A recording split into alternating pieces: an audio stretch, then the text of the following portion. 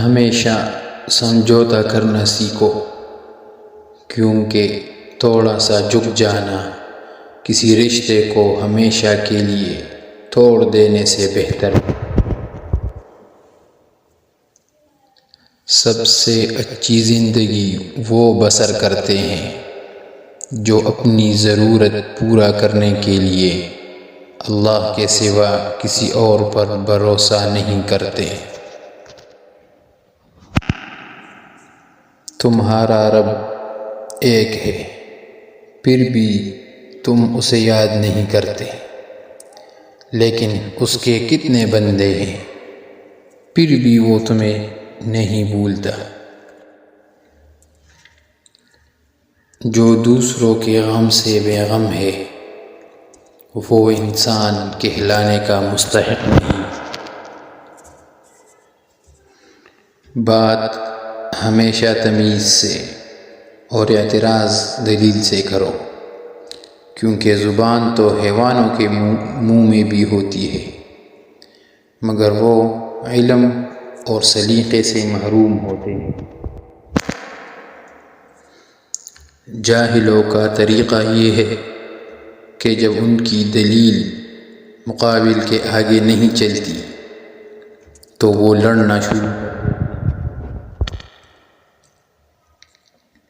الفاظ کو نکارو، کیونکہ پھول بارشوں میں کھلتے ہیں نہ کہ طوفانوں میں۔ غصہ اس سلگتی ہوئی لکڑی کی مانند ہے جو دوسروں کو جلانے سے پہلے خود جلتی ہے۔ اچھا انسان وہ ہے جو کسی کا دیا ہوا دکھ تو بھلا دے، مگر کسی کی دی ہوئی محبت کبھی نہ بھلائے۔ آدمی جب ماں باپ کے لیے دعا چھوڑ دیتا ہے تو اس کا رزق تنگ ہو جاتا ہے۔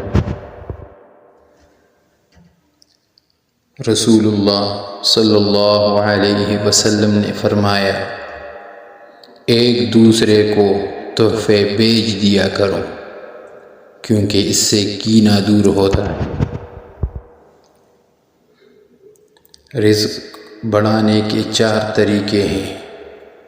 نمبر 1 استغفار کی کثرت، نمبر 2 تہجد کی پابندی، نمبر 3 تلاوت کی پابندی، اور نمبر 4 صدقہ دینا۔ رسول اللہ صلی اللہ علیہ وسلم نے فرمایا، غریبوں کو کھانا کھلاؤ اور ہر مسلمان کو سلام کرو، چاہے تمہاری اس سے پہچان ہو یا نہ ہو۔